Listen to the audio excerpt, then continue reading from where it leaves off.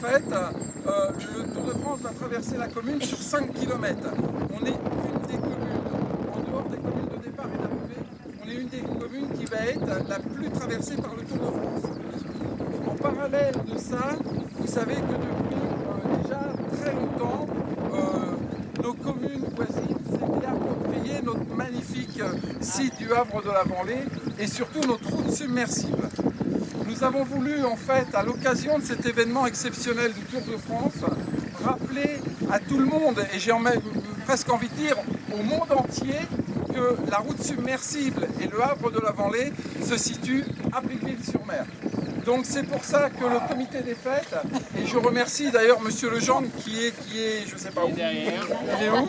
Il est là-bas, puisqu'il faut savoir quand même que l'idée du pavoisement de notre route submersible émane quand même du comité des fêtes. C'est eux qui nous ont donné l'idée au départ, on a suivi l'idée et aujourd'hui c'est vrai que malgré le temps, on est quand même très très fiers de voir notre route submersible en fait qui est pavoisée comme elle est pavoisée. Voilà. Donc je tiens principalement à remercier Madame Lecomte, Madame Patricia Lecomte, donc, qui est conseillère départementale et qui en fait nous a soutenus sur ce projet. En plus, je veux dire, le département, en dehors des petits drapeaux qui n'ont pas tenu, on doit dire qu'ils ont été tout le temps derrière nous en fait pour nous aider à mettre en place ce projet. Et vraiment, je la remercie en plus d'être présente ce matin. Donc, je vais pas m'étendre plus en discours. On va passer effectivement à l'inauguration de cette route et puis on va couper ensemble le ruban.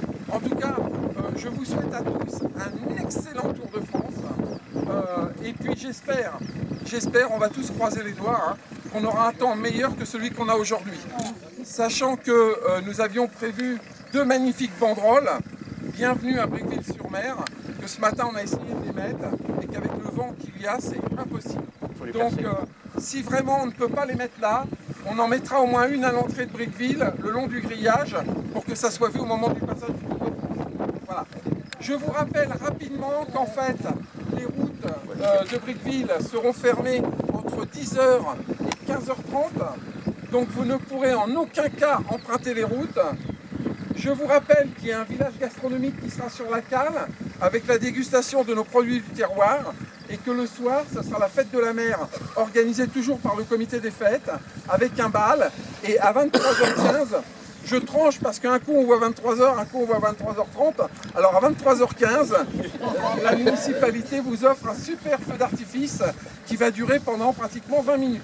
Voilà.